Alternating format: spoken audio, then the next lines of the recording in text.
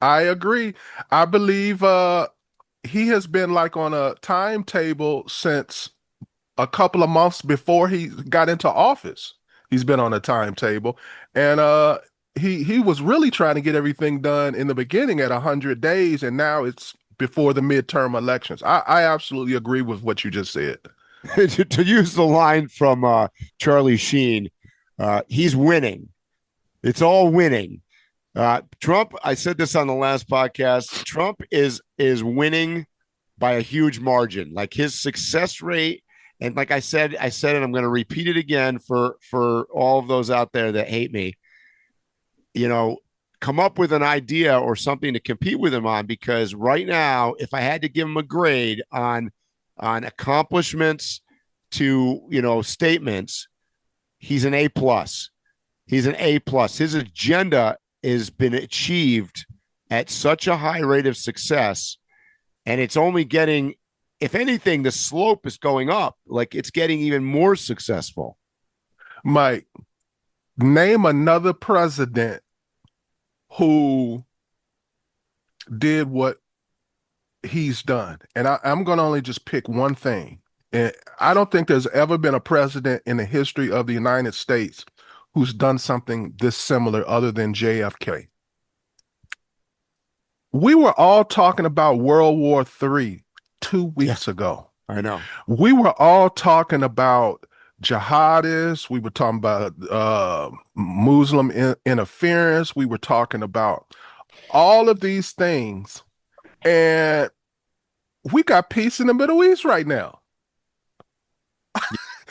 So much peace that the last week, Israel, Iran, Iraq, the Middle East has not been in the news. It was the news just 2 weeks ago. It's crazy. The only thing that I can recall that comes close to a president involving himself in national affairs that dealt with military and war and got a quick abrupt change in what was going on was JFK when we had the missile crisis. Mm-hmm. I cannot think of another time. So this isn't just something to just go, so what? No, it's a big deal when you have a president who is strategic enough and has the leverage and has the carriage that people believe that he might do something and react to it. I'll tell you what was astounding. I was watching. Nobody was scared of Biden. Nobody was scared of Barack Oh, Obama. I think everybody was scared of Biden, including his own team. They were scared that he was going to say something stupid. I mean, I saw an interesting You know thing what on. I mean. I know, but I saw this interesting thing on MSNBC. I think yesterday, or the day before, and they were talking about this. That and this is a liberal, obviously a liberal network.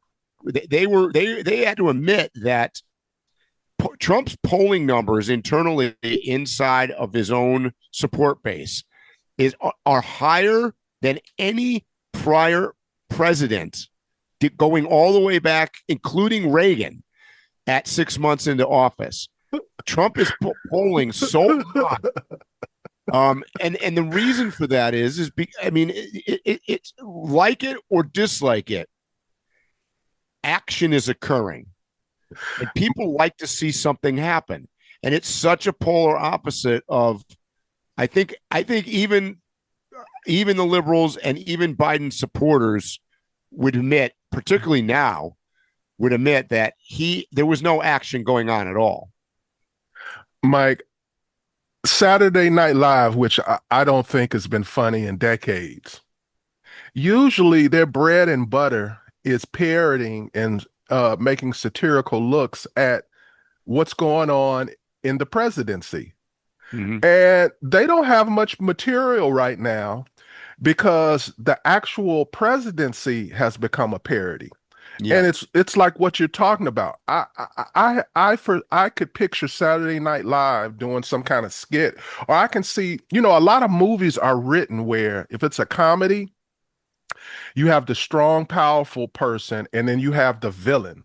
And the villain does everything they can to try to make the person look bad.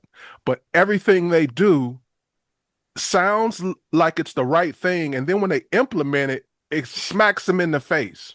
And Yep. that's what's been happening. Yep. It's almost like a Roadrunner cartoon. Every time they think they have Donald Trump in their hands, they end up looking stupid. They end up with an Acme anvil on their head.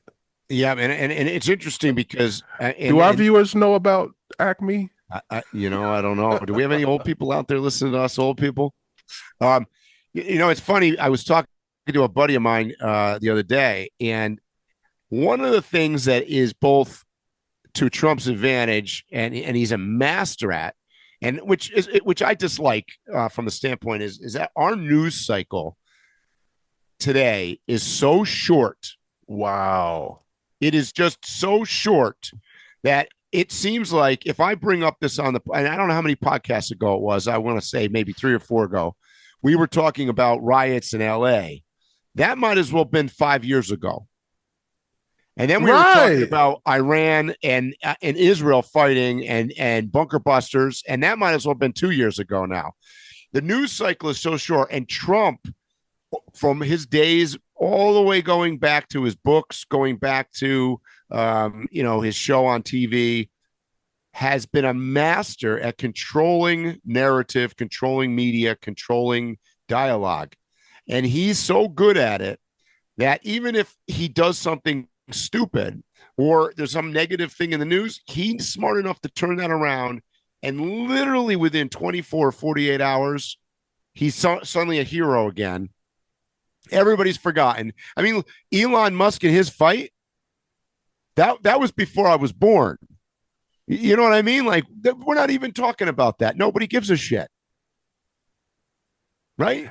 And these ups and downs that you're discussing, Mike, it keeps the general public's mind stimulated Mm-hmm. and attached to what's going on, which benefits Trump. It doesn't allow the media these large gaps in time to take a narrative and change it That's right. slowly but surely.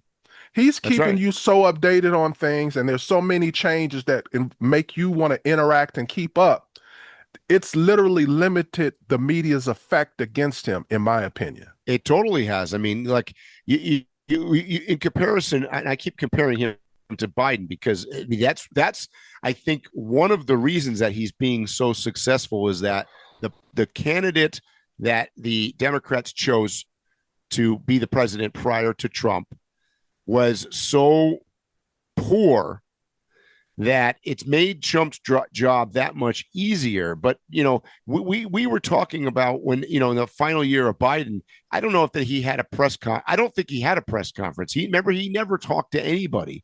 Trump might have 10, 12, 20 press conferences a day. Literally, he's walking around every time he gets on and off a helicopter, every time he walks in and out of the White House, every time he's on somebody's TV show. Whether he be talking, making comments on the golf course, making comments at NATO, he is so accessible that the press basically has to follow him around and run behind him because they don't dare take a day off. Like they can't even take 3 hours off because God forbid, who knows what could happen in just a short 3 hour span. Mike, I want to give it a insight on Trump that a cameraman can only give. And let me be clear, I've never done it on the level of being a cameraman on anything to do with a president. But I have been a cameraman for a news person who is at something for a person that's in office. Mm-hmm. And generally, there's a handful of questions already that we know ahead of time Mm-hmm. that are going to be asked. They literally get together and decide who's going to ask what question before they Yep. start. Yep. And then there'll be a time, depending upon where the venue is, where they walk off and then they decide to answer one more question. That is almost always staged. Yep. What I have seen from the outside looking in is something very unique about Trump. Trump really, for real, without any planning, gets stopped all the time in between press conferences where he's answered questions and stops and asks a question that sometimes is superfluous and sometimes it's a real poignant question that's Right, asked. And he'll just stop and just rant for 20 minutes right. about on the answer. My point is, I've never seen a president as engaging. Prior to this, I would have said Obama, but that's the reason I told you all of this backstory. Mm-hmm. Obama was one of those people that the impromptus were totally staged and planned. Yep. Now, I am not saying Trump doesn't do that too. Mm-hmm. I can give you a million instances of where he's done it. Mm-hmm. But I'm saying of the instances that are truly off the cuff, I've never seen anybody in politics do it as often and as well. I know everybody out there is going to hate me for this, but I actually think Trump and Obama, I'm glad you brought up Obama. I think Trump and Obama are very, very similar. I know everybody They hates me touch for the saying same that. buttons. They touch the same buttons and they're both very, very quick-witted and come up with answers very quickly. And on top of that, they're sharp and they come up with they're funny. You know, Obama was known for That's the that key. too. They're funny.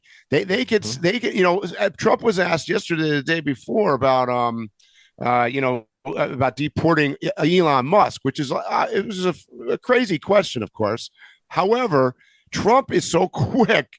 He's like, well, maybe we'll have to look into that. And he just like runs with he doesn't even blink. And that reminds me a lot of Obama. Obama was very sharp with that too.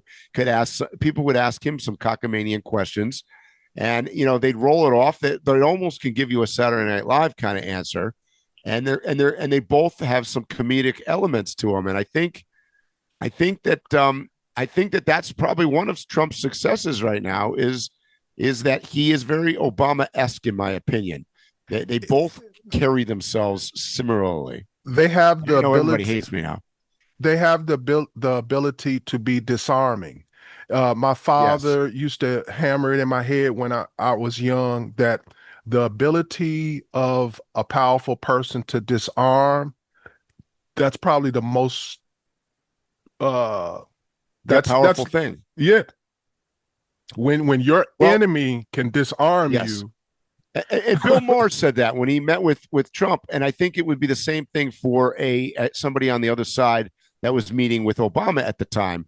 You hate the guy, you hate the guy, you hate the guy. You don't like anything he does. You hate the guy, you hate the guy. Then you sit down and have a beer with the guy, and you're like, "Hi, he's kind of funny. He's like a normal human being." And I think that Obama and Trump are both really good at that. hmm yes, I agree. I think it's a skill that a leader must have if they want to reach the top tiers of anything. Yep. If they're a leader, And unfortunately, and those are winners. So you can see if you look at history, you could see I could pick out candidates or successful people that are like that, and then you could pick out people that were not like that. Farrakhan, What's that? Yeah, Farrakhan, sure, he has a majority of America that don't dislike him, but right. he'll go on an interview and he'll have people in the audience agreeing with him and Yeah, smiling. yep, yep, yep. Yep, and you can see this. So it's kind of like it's interesting, but and then on the polar opposite of that, this is why a Joe Biden or a Kamala Harris or some of these other people, Hillary Clinton. I mean, and I don't want to pound on the same point that I've been pounding on for the last year and a half, but if you're on the Democratic side and you want to replace Trump at the end of this 4 years, you best be coming up with a Obama style, Trump style candidate because you cannot put up another Joe Biden or another Kamala Harris and expect that you're gonna go anywhere with that. You're gonna lose. Another thing that's comparable between the two, Trump and Obama, is I don't know how to say that. Go on, Mike. I don't know how to say what I want to say about this. Well, I mean, I just want to go back to, Trump is in office because Biden was terrible. And I think America had struggled with Trump to 1.0, and they elected they elected Joe Biden, who was ultimately replaced by Kamala Harris, which is even worse. And I think collectively America went, oh man, we fucked up. And that's why Trump's back in office. Honestly, if you ask me in a one sentence thing why I think Trump won and why Trump's back in office, because I think America collectively said we fucked up. And by the way, that's not just the people that voted for Trump. Many of the people that voted for Joe Biden or ultimately for Kamala Harris, I think feel the same way. Many of them probably aren't willing to admit this, but I have seen some admit this. Particularly like if you watch enough left wing media, there's been plenty of people that are in left wing circles that have admitted it, that they messed up. They messed up. They know they did. And they know deep down, they know that they put Trump back in office, and it cost them, potentially it cost them the party forever. And I know that sounds like a crazy statement, but man, I think Trump has changed. I said this before. He has changed the office of president, and I think he's changed the American political system, certainly for the rest of you and I's life, Phil. We're never going to see what was happened before. Another similarity between Barack Obama and Trump is that they've learned the age-old thing is what's the term where they say make it low enough for the goats or something like that? Oh yeah, yeah, yeah. They they they yeah, they are able to, when they're sitting with the academics, Yes. talk that way, but when they're talking to the people, they Yep. talk to the people. Exactly. So You got to go into USA Today language. right. So if I'm Joe Smo, just regular average citizen that talks like Joe Smo, just regular average citizen, Mm-hmm. when I hear him on a podcast with somebody that's talking like me, and I hear him talking back to him like me, I Yep. don't have to, it's a different thing for your mind to just absorb what's being said versus I absorb it, then I have to interpret it. Yep. So I may be learned enough, I may be intelligent enough to hear the academic answer, but I'm constantly having these millisecond pauses Yep.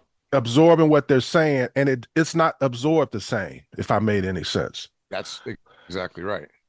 Yep. So after all is said and done, and I've seen it too many times, people, as they start to indulge in politics more, pay attention more, they seem to like Trump more. And I'm talking about people who have been adamant about, I hate him, he's an asshole, and blah, blah, blah, blah. Mm-hmm. And Yeah. that's why his number keeps going up. I go back to the Saturday Night Live thing again. I'll turn on CNN and it looks like a Saturday Night Live parody, because they'll be talking about Trump, and then they'll go to that guy that goes to the screen that gives all the polls and the numbers, and he's excitedly. I'm surprised CNN hasn't fired him, because he be sounding exciting giving them numbers. He'll be like, his numbers are higher than ever. And when you go against Obama and Biden, I'm like, this guy has got to be from the right. Exactly. They're going to take him out.